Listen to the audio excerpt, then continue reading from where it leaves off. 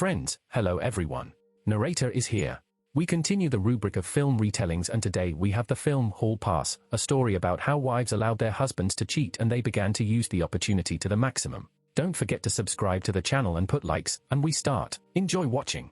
The film opens with Rick, a husband and father of two, telling them about his youth while his wife Maggie is cleaning the house. They rush to the banquet of their mutual friend in honor of the award, Person of the Year. Along the way, they chat and Rick looks at the ass of a passing young girl, which puts him in a bad light in front of his wife. When they arrive at the place, Rick meets his friend Fred and they drink beer while discussing the girls. They exchange tips on how to look at other girls and not get ripped off by their wife for it. After the ceremony, they disperse and Rick and Maggie go to his house. From there he takes their nanny, a young student page, and takes them to the student hostel. On the way, she asks to buy a beer for her because she is under 21, but on second thought, he refuses her.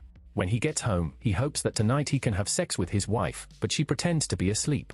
The next day, Rick and Fred meet together and discuss their questions about sex in married life. They then go to a coffee shop, where they stare at a young barista girl and talk about her among themselves. Their friend Ed sees this and invites them to his housewarming party. That same evening, they gather with a large group of friends and play poker, while discussing how much money each would give to have sex with a young girl and so that his wife would not know about it. Maggie, Rick's wife, overhears this and tells her friend Grace the next day. And they begin to think about giving husbands a celibate week on the advice of their mutual girlfriend. On the same day, they all go to Ed's housewarming party, who begins to show off his expensive house.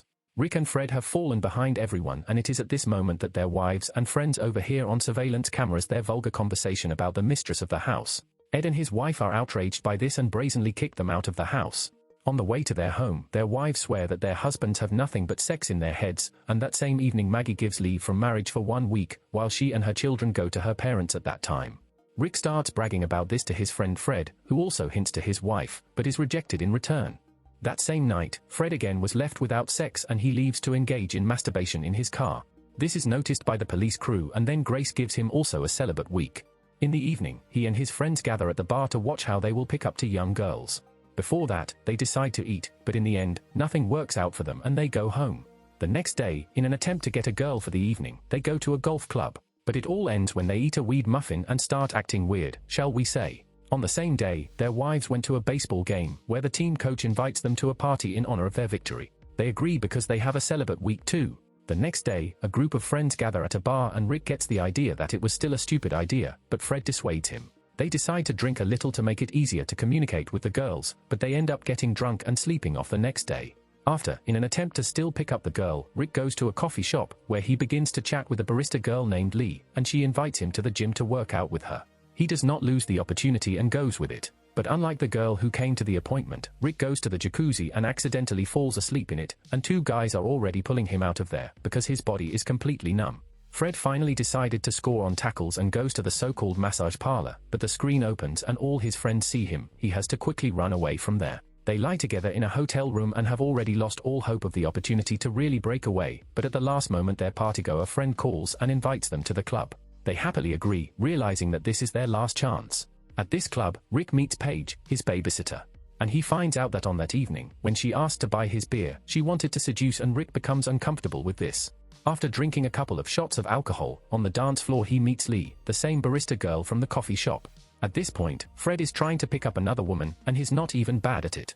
Yes, she is not young and not so attractive, but this is his last chance. And while the two are still trying not to go home alone, Grace, Fred's wife, comes to the home of a young baseball player to give him a piece of jewelry that he gave her.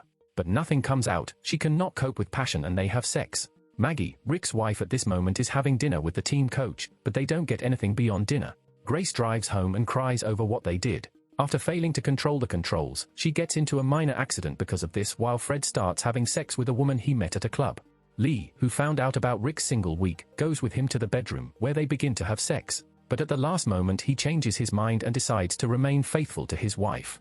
He finds out about Grace's accident and go into the room where Fred started having sex, but after such news he quickly runs out to the parking lot, having previously been punched in the nose by the very woman he found in the club. In the parking lot, he sees Lee's friend, a short man named Brent, who smashes his windshield because he starts having sex with his mom. Rick and Fred go to the hospital where Grace was taken after the accident, and at the same time they are trying to throw off the very short man who wants to cripple them from the roof.